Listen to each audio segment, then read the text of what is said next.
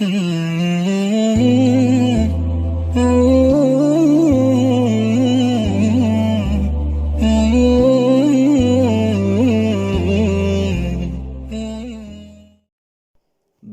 کردگاری هفت افلاک که پیدا کرد آدم از کف خاک. خداوندی که ذاتش بی زوال است، خرد در وصف ذاتش گنگلال است. بعداً السلام علیکم پدران و مادران، برادران و کل آن شخصانی که این لحظه صدای بنده را میشنوید. امروز بنده تصمیم گرفتم برایتان یک قصه بسیار مفید را پیشکش نمایم و از شما خواهش کردم میشود تا آخر قصه با دقت گوش بدهید و ما باشد قصه را آغاز میکنیم.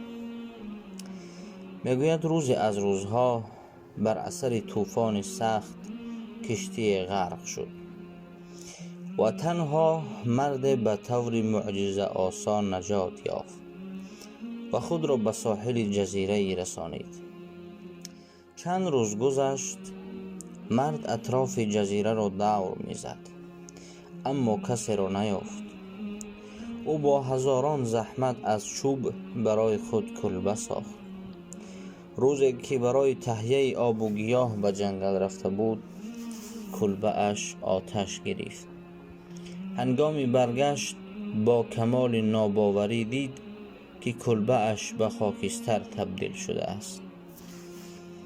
به بخت بد خود لعنت فرستاد و از خداوند گیله کرد و گفت: خدایا، مرا در این جزیره زندانی کردی و من با هزاران زحمت برای خود کلبه ساختم تا که در اینجا زندگانی بکنم.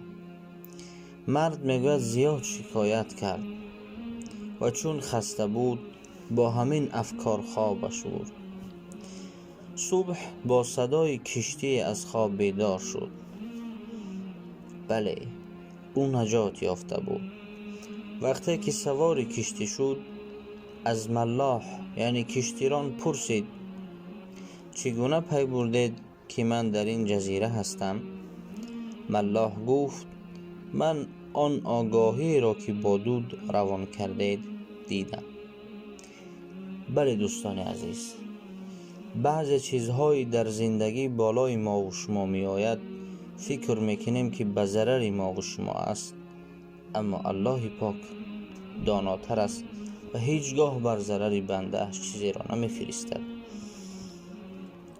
و ما باید توکل خود را به الله بسازیم، چون که الله خود می گوید هر شخصی که توکلش را بر من بکند، من برای او بنده ام کفایت کننده است.